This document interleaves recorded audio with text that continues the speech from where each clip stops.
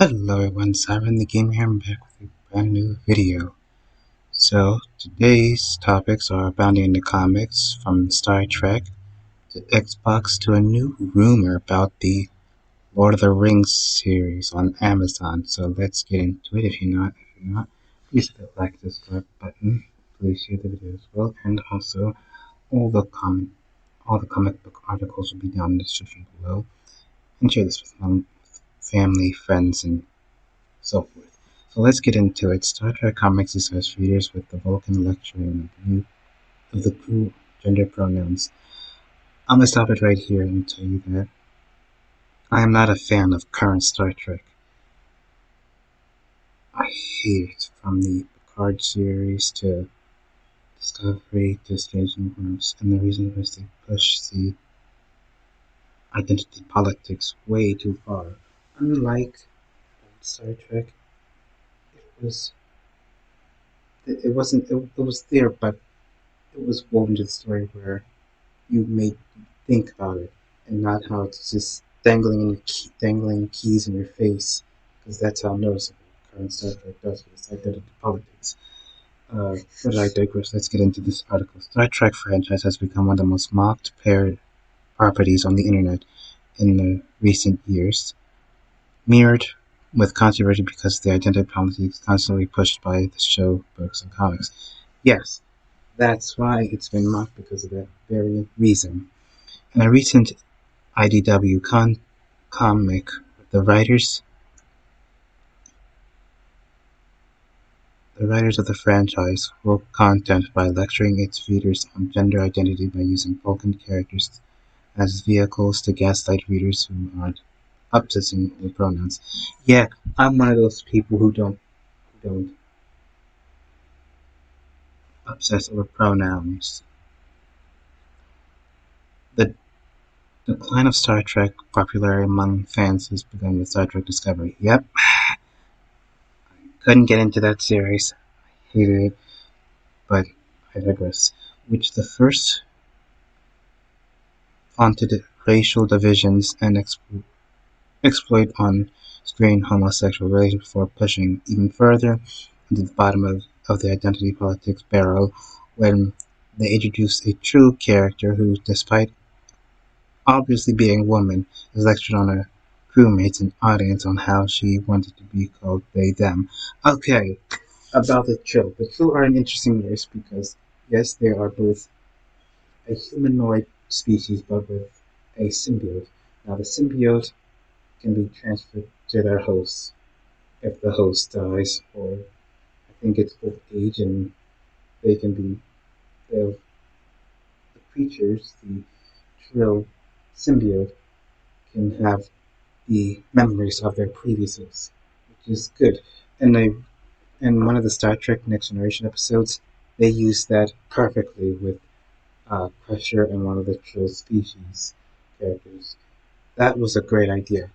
I enjoyed that episode. But here, and also even the article mentions it, in the novel Star Trek Author Behavior, several fan era Constitutions series long-time writer David Mack canceling his guest of honor appearing at Mid-South Con. He did so to taunt the state of Tennessee, which had laws that prevented employees from coercing their employees on taking the COVID-19 tests. Okay. Uh, the comics have been no refuge of Star Trek fans who went in the current year left-leaning agendas out of their science fiction readings. Since in 2001, IDW named embattled personality Heather Authors as the line editors under her tenure.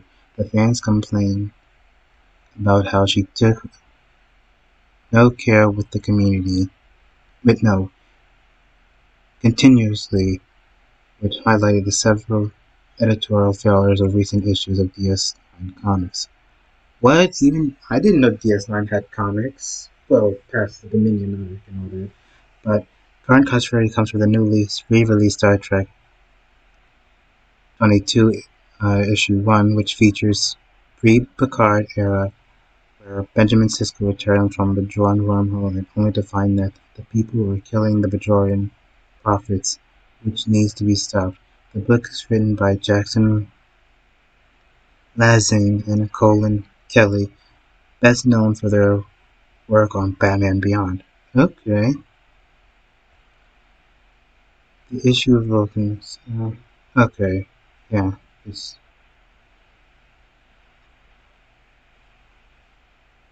yeah, the article keeps going on. Alright, on to the next uh, article as well.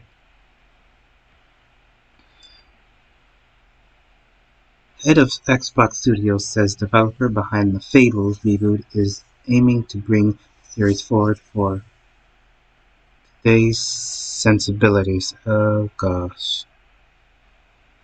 Not looking forward for this. Okay. And modern tech, that's okay. Not much information on the new Fable has been shared by the developers in spite of being the first entry into the long-running series announced since 2012. Fable: The Journey is not included in the Fable trilogy in 2014, the canceled Fable Legends or the Kickstarter Fable fortune card game in 2018. During a recent appearance on Skilla podcast, Booty was asked about his start in the industry and what he missed in his position at the head of Xbox Game Studios compared to being a developer, how studios worked on each other, discussing how Xbox Game Pass could help smaller studios with the wider projects and more, along with the discussing of Halo Infinite's launch, which was a horrible launch by the way, and mismanagement, and it destroyed the franchise as a whole.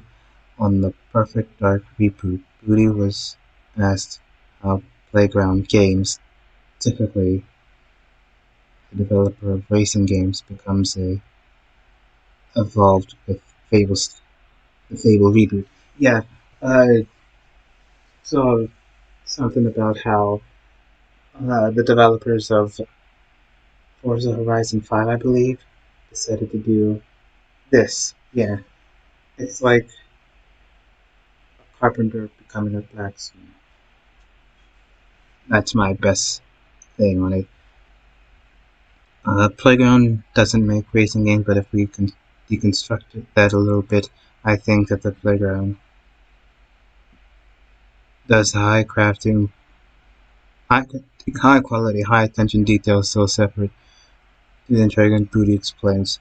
He's then revealed that they are particularly passionate on the IP, and I think they are also demonstrating that they are understanding of the hearts of the soul of the fables is about and how they can bring it forward to the sensibilities, just know how to make a modern take on the fable. Modern making the game modern audience is becoming infamous buzzwords, usually suggesting a remake or re-entry into the series moving content that deem offensive to illustrate has been settled in the titles of Resident Evil 4 being censored, and also one of the reasons why the Saints Row reboot failed as resonance with both critics and independent reviewers. Yeah, that's right. When Saints Row came out and Resident Evil being force censored because of Facebook and VR, really that's it. Boy, it pissed off a lot of people. And surprisingly, Saints Row, the new one, is still expensive just to buy. The article explains that there are stuff I wish I could share about and show because some of the things I've seen are just so encouraging. Pretty assured, your point is spot on. There's danger somewhere times we don't want to give. The RPG team to go make a racing game or vice versa. You don't want the shooter team to go try to make a kids building block game. I mean, you can get in trouble there, but you've got the great technology based on the passion of the IPs. Therefore, such dedicated commitment to craft and quality beauty said, "Oh, they develop games, playground games." Man, that's it for this article. Yeah, I can't imagine this going too well with a modern audience and everything. I just I can't really fathom that. Okay, our last article for today is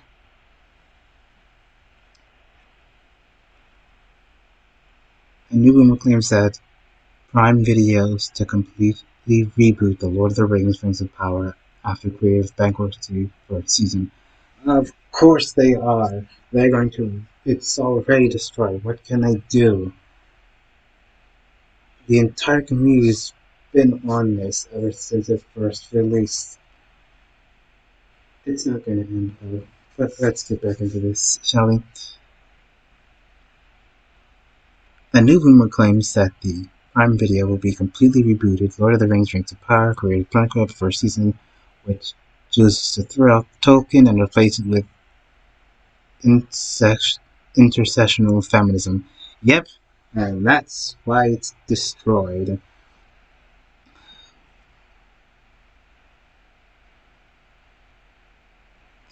This new rumor comes from the YouTuber Gary Batchelor from Neurotic, big fan of him, who says that we have heard the rumors from my man Chris Gore, who's the showrunner, might be Fall Guy, and we might have to wait until afterwards to see what actually happens. Then he added, I also heard, in quotations, that they're going to go full on reboot in the series and pretend that the last 2 months didn't happen.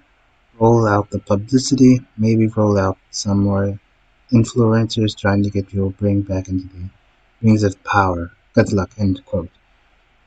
Yikes. I mean, jeez. Badger went on to state that, uh,